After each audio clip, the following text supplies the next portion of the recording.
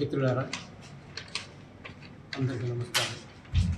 నిన్న మాది రైతు ర్యాలీ భారీగా జరిగింది, బహిరంగ సభ కూడా జరిగింది. ఈ సభని పాల్గొన్న రైతు సోదరులందరికీ కూడా ధన్యవాదాలు తెలియజేసుకుంటున్నాం. అంటే ఈరోజు కూడా మా రాష్ట్ర మహాసభ జరుపుకుంటున్నాం. ఇందులో మేము మా విధానాల్ని చర్చించుకుంటున్నాం, మా క్రమశిక్షణ నిబంధనావళి గురించి కూడా మాట్లాడుకుంటున్నాం. తర్వాత మా సంఘం ఏర్పడినప్పటి నుంచి అంటే దాదాపుగా ఈ 3 సంవత్సరాల కాలంలో మేము కొన్ని కార్యక్రమాలు రాష్ట్రంలో చేపట్టాము. అవి రైతుల డిమాండ్ల మీద మేము నిర్వహించాము, అనేక పోరాటాలు నిర్వహించాము, ఉద్యమాలు చేపట్టాము. మేము స్వతంత్రంగా చేస్తూనే ఇతర రైతు సంఘాలతో ముఖ్యంగా ఎస్కేఎంతో మేము కలిసి పనిచేసాము. ఈ ఉద్యమాలన్నీ కూడా చాలా ముఖ్యమైనటువంటివి. వాటిని కూడా ఈరోజు సమీక్షించుకొని మా కార్యకలాపాల్లో ఏమైనా లోపాలు ఉంటే వాటిని కూడా మేము సరిదిద్దుకొని మరింత ఉద్యమాన్ని నిర్మాణాన్ని ముందుకు తీసుకెళ్ళటానికి మేము కర్తవ్యాలను కూడా ఈ సభలో మేము తీసుకోబోతున్నాం. అదే సందర్భంగా చివరిలో మేమేంటంటే ఫ్యూచర్లో మేమేం ప్రోగ్రాం తీసుకోవాలనే విషయాలు కూడా మేము చర్చిస్తున్నాం. ఈ చర్చల్లో ఉన్నటువంటి విషయం ఏంటంటే ఈ కేంద్ర ప్రభుత్వం ముఖ్యంగా వాళ్ళు మత దురహంకారంతో, ఫాసిస్ట్ దురహంకారంతో కూడా రైతు వ్యతిరేక విధానాలు అవలంబిస్తున్నటువంటి పరిస్థితి ఉంది. ప్రజల్ని విచ్ఛిన్నం చేస్తూ, బలహీనపరుస్తూ, దేశ ప్రయోజనాన్ని పణంగా పెడుతూ వాళ్ళు ఈ కార్పొరేట్ అనుకూల విధానాలు అవలంబిస్తున్నారు.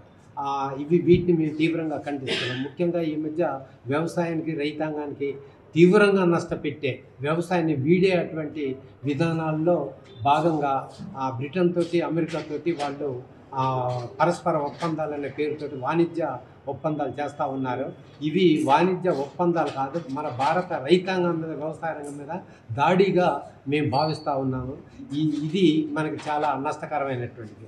అట్నే లేటెస్ట్గా పత్తి ఇతర దేశాల నుంచి మన దేశానికి రావాలంటే ఆంక్షగా ఉన్నటువంటి 11% సుంకాన్ని ఎత్తేసుకోవటానికి మోడీ నిర్ణయం తీసుకున్నాడు, ఒప్పందం కుదుర్చుకున్నాడు.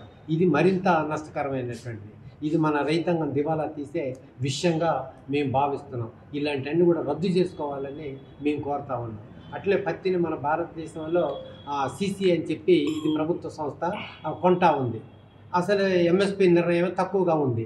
సరే, దాంతో కొంటున్నటువంటి పరిస్థితి నుంచి ఇప్పుడు ప్రభుత్వం మానుకొని పీడిపిఎస్ అనే పథకాన్ని ఒకటి ప్రవేశపెట్టింది. ఇది మన భారతదేశంలో మహారాష్ట్రలో అది ఫెయిల్ అయినటువంటి పథకం. అది మన తెలంగాణకి వర్తింపజేసి దీని ప్రకారం ఏంటంటే ప్రభుత్వం పత్తిని కొనదు.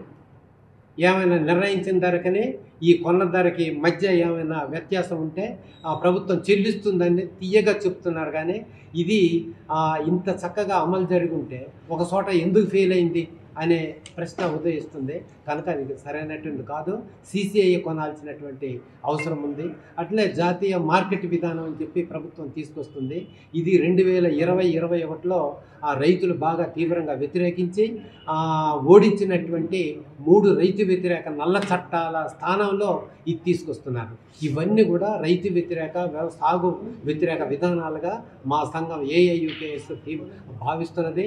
కనుక వాటికి వ్యతిరేకంగా పోరాటం చేయడానికి మేము రేపు సెప్టెంబర్ మొదటి వారంలో రాష్ట్ర వ్యాప్తంగా ఆందోళన చేయడానికి మేము నిర్ణయాలు తీసుకోబోతా ఉన్నాం.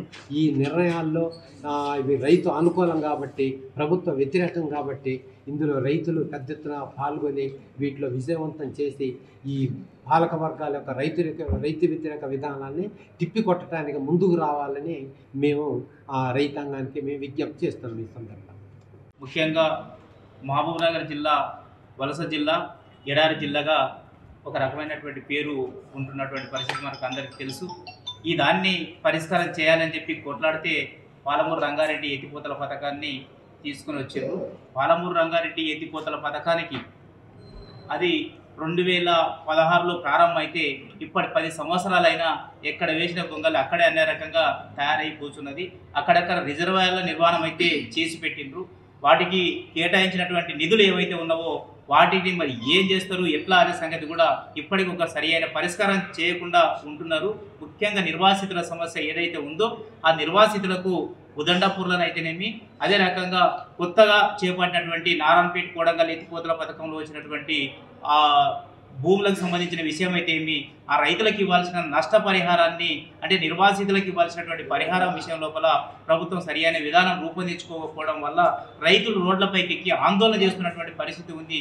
దీనికి ఇప్పటికీ ఇక్కడ ఉండే నాయకత్వం కానీ ముఖ్యమంత్రి కానీ ఎలాంటి సమాధానం చెప్పకుండా కనీసం ఉల్కకుండా పలుకకుండా ఉన్నటువంటి పరిస్థితి ఇది దౌర్భాగ్యమైందని చెప్పి రైతు సంఘంగా మేము ఖండిస్తున్నాం. ఇప్పటి వరకు దాని పట్ల మేము పోరాటం చేసినటువంటి పరిస్థితి ఉంది. అదే రకంగా ప్రధానంగా ఇప్పుడు ఈ ఖరీఫ్ సీజన్లో యూరియా సమస్య అత్యంత ముఖ్యంగా రైతుల ముందుకు వచ్చింది. ఈ ఆగస్టు చివరి నాటికి 9,80,000 టన్నుల మెట్రిక్ టన్నుల యూరియాని మన రాష్ట్ర ప్రభుత్వానికి ఇవ్వాల్సినటువంటి పరిస్థితి కేంద్ర ప్రభుత్వానికి ఉంది. కేంద్ర ప్రభుత్వం ఏమంటుంది, మొత్తం మేము ఇచ్చేసినామని చెప్పి వాళ్ళు మాట్లాడుతున్నారు. వాస్తవానికి చూస్తే అంటే వాళ్ళు చెప్తున్నటువంటి లెక్కల్లో మా బఫర్ నిల్వలు 2 లక్షల కోట్లు 2 లక్షల మెట్రిక్ టన్నుల యూరియా ఇక్కడ ఉంది అని చెప్పి తప్పించుకొని కేంద్ర నాయకత్వం లేకపోతే ఇక్కడ ఉండే మంత్రులు ప్రకటిస్తున్నటువంటి పరిస్థితి ఉంది. ఇది తప్పు. కేటాయించాల్సినటువంటి యూరియాని కేటాయించాలి. ఈసారి విస్తీర్ణం కూడా ఎక్స్టెంట్ ఏదైతే ఉందో అది కూడా భారీగా పెరిగినటువంటి వర్షాలు సకాలంలో పడడం వల్ల పెరిగింది. ఆ రకంగా కూడా వరికే రైతులు ముగ్గు చూపి ముందుకు పోయినటువంటి పరిస్థితి ఉంది. ప్రధానంగా యూరియాని సప్లై చేయకపోవడం వల్ల రైతులు వాళ్ళు సప్లై చేస్తున్నటువంటి ఆ కోఆపరేటివ్ సొసైటీల ముందు కానీ యూరియా షాప్ల ముందు కానీ బారులు తీసి నిలిచి ఉంటున్నారు. తెల్లవారుజామున 4-5 గంటలకు పోయి ఆడ ఉంటున్నటువంటి పరిస్థితి ఉంది. దాన్ని ఏమాత్రం పట్టించుకోకుండా ఉంటున్నటువంటి పరిస్థితి ఏదైతే ఉందో దీన్ని మేము తీవ్రంగా ఖండిస్తున్నాం. ఇది ప్రధానంగా కేంద్ర ప్రభుత్వం యొక్క బాధ్యత. ఇది కేంద్ర ప్రభుత్వం సప్లై చేయాల్సిన విషయం ఉంటుంది. కేంద్ర ప్రభుత్వం ఇక్కడ కేటాయించాలి. దిగుమతులు సరిగా లేవని వాళ్ళు ఒకవైపు మాట్లాడుతూ ఇక్కడ నెపలు నెట్టేయడం అనేది సరైనది కాదు. రైతులు తక్కువ వాడాలి యూరియా అని చెప్పి వాళ్ళు ఉచిత సలహా ఇస్తున్నారు. వాళ్ళు చేయలేక ఇటువంటి పనులు మాట్లాడుతున్నారు. ఇది తప్పు అని చెప్పి కూడా మేము తెలియజేస్తున్నాం.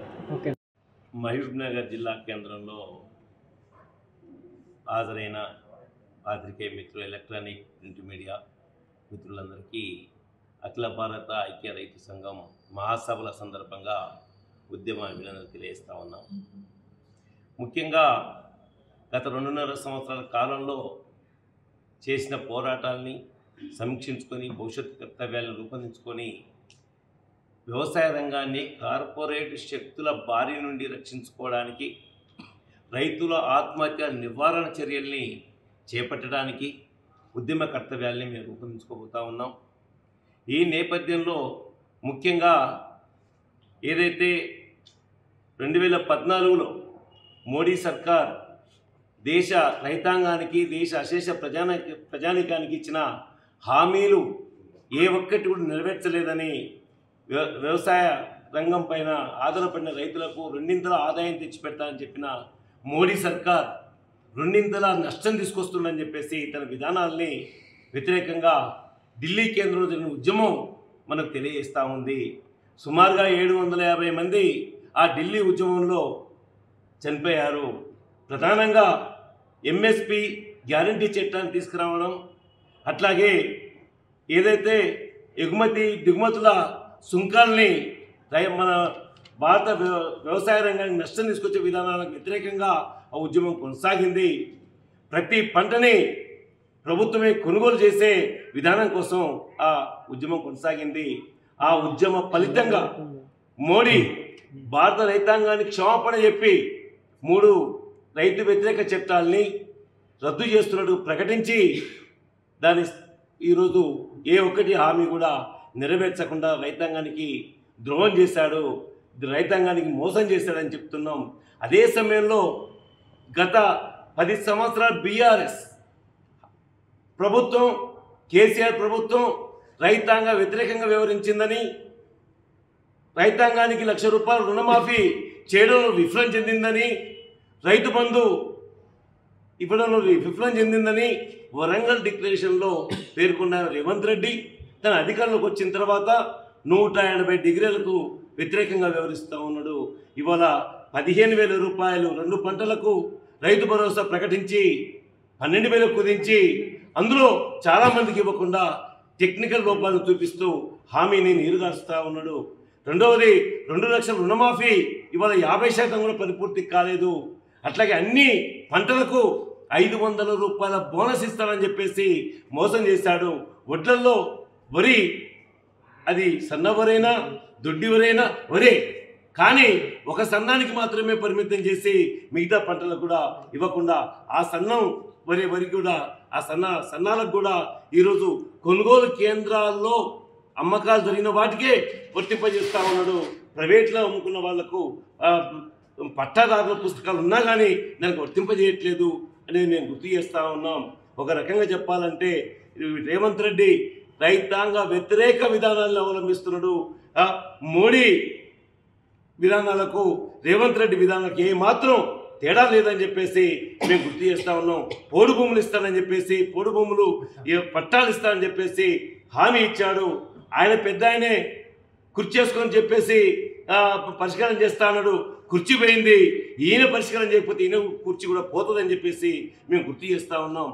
మహబూబ్నగర్ జిల్లా కేంద్రంలో అఖిల భారత ఐక్య రైతు సంఘం మహాసభలు జరుగుతున్నాయి. ఆ సభలు రాష్ట్ర ప్రబంధ సభ నిన్ననే ఇక్కడ బ్రహ్మాండమైనటువంటి ర్యాలీ బహిరంగ సభ జరుపుతున్నాం. ఈరోజు ప్రతినిధులతోటి సభ నిర్వహించుకుంటున్నాం. ఈ సభ గత పోరాటాలు ఉద్యమాల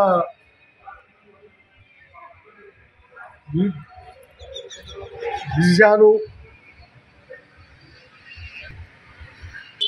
వాటిని సమీక్షించుకొని భవిష్యత్ కాలానికి కావాల్సినటువంటి కార్యక్రమాన్ని రూపొందించుకొని ముందుకు సాగడానికి ప్రయత్నం చేస్తున్నాం. ఇప్పటికే ఎన్నో పోరాటాలు చేసినటువంటి చరిత్ర కలిగిన మా సంఘం నిరంతరం వ్యవసాయము రైతాంగం ప్రజల కోసం పనిచేస్తున్నటువంటి క్రమంలో వ్యవసాయము రైతాంగమే కాకుండా వివిధ కార్యక్రమాలు వివిధ సందర్భాలని తీసుకొని పనిచేస్తున్నటువంటి క్రమంలో ఈ నిన్న ఇవాళ జరుగుతున్నటువంటి మహాసభల స్ఫూర్తితోటి భవిష్యత్ కాలానికి తీసుకోవాల్సినటువంటి కార్యక్రమాన్ని రూపొందించుకొని ముందుకు సాగుతున్నాం. ప్రజలకి మేము పిలిపిస్తున్నాం. భవిష్యత్తులో ఇప్పటికే మన దేశాన్ని మన రాష్ట్రాన్ని పరిపాలిస్తున్నటువంటి పాలకులు ఎవరైతే ఉన్నారో ప్రజల్ని ఇప్పటిదాకా మోసం చేస్తూ దగా చేస్తూ దోపిడికి తావిస్తూ ఉన్నటువంటి పాలక వర్గాలు ప్రభుత్వాలు ఉన్నాయి. వాటిల్లో బతకటం ప్రజలకి చాలా భారంగా చాలా కష్టంగా తయారైనటువంటి పరిస్థితి ఉంది. అందుకనే వాటన్నిటిని ఎదిరిస్తూ ఇక్కడ తప్పుడు పద్ధతుల్లో వ్యవహరిస్తున్నటువంటి ప్రభుత్వాల తీరికి వ్యతిరేకంగా పోరాటాలు చేయాల్సినటువంటి అవసరం ఉంది. ఆ పోరాటాల్లో ప్రజలందరూ పాల్గొవాలని ఈ సంఘానికి తన ప్రజల శక్తులంతా అండగా దండగా సహకరించాలని చెప్పి పిలిపిస్తున్నాం. నా పేరు పెద్ద రంగారెడ్డి, అఖిల భారత ఐక్య రైతు సంఘం రాష్ట్ర అధ్యక్షుడు. నిన్న ఈరోజు మా రైతు సంఘం మహాసభలు జరుగుతున్నాయి. చాలా ముఖ్యమైనటువంటి సమయంలో అవసరమైనటువంటి సమయంలో ఈ సభలు జరుగుతున్నాయి.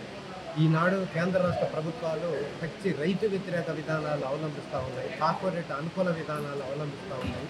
ఇప్పటికే రైతాంగం వ్యవసాయ రంగం సంక్షోభంలో ఉంది.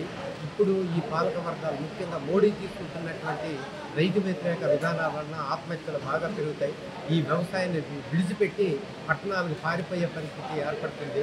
ఇది ఇంత పెద్ద దేశంలో 143 కోట్ల జనాభా ఉన్నటువంటి పరిస్థితుల్లో ఇలాంటి నిర్ణయాలు దారుణమైనటువంటి విషయాలు కనుక వీటిని మేము తీవ్రంగా వ్యతిరేకిస్తున్నాం, చర్చిస్తున్నాం. వీటిని మేము నిరసిస్తూ రేపు సెప్టెంబర్ 1వ వారంలో ఆందోళన కార్యక్రమాలు కూడా మేము తీసుకొని రైతాంగాన్ని ఎడ్యుకేట్ చేయదలిచాము. వాళ్ళని పోరాటంలోకి రోడ్ల మీదకి తీసుకురావాలని కూడా మేము ఈ సభలో చర్చించుకుంటాం.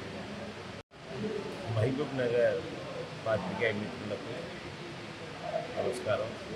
అఖిల భారత ఐక్య రైతు సంఘం AIUKS తెలంగాణ రాష్ట్ర ప్రథమ మహాసభల్ని నిన్న ఇవాళ జరుపుకుంటున్నాం. ఈ నేపథ్యంలో దాదాపుగా 2.5 సంవత్సరాల పైగా ఏఐపిఎస్ ఈ తెలంగాణ రాష్ట్రంలో రైతాంగం ఎదుర్కొంటున్న అనేక సమస్యల్ని చర్చించి గతాన్ని సమీక్షించుకొని భవిష్యత్తు కర్తవ్యాలు రూపొందించుకొని ఈ వ్యవసాయ రంగం అభివృద్ధి కోసం రైతాంగ ఆత్మహత్య నివారణ చర్యలు చేపట్టడం కోసం ఉద్యమిస్తుంది. ఈ తరుణంలో ప్రధానంగా వ్యవసాయ రంగం పైన అమెరికా భారత్ వాణిజ్య ఒప్పందం ఏది చేసుకోబోతా ఉందో దాని మూలంగా వ్యవసాయ రంగం మీద రైతాంగం మీద మరింత ప్రభావం చూపిస్తుంది. రైతాంగ ఆత్మహత్యలు పెరిగే అవకాశం ఉంటుంది. రైతులు దివాలా తీసే పరిస్థితి ఉంటుంది.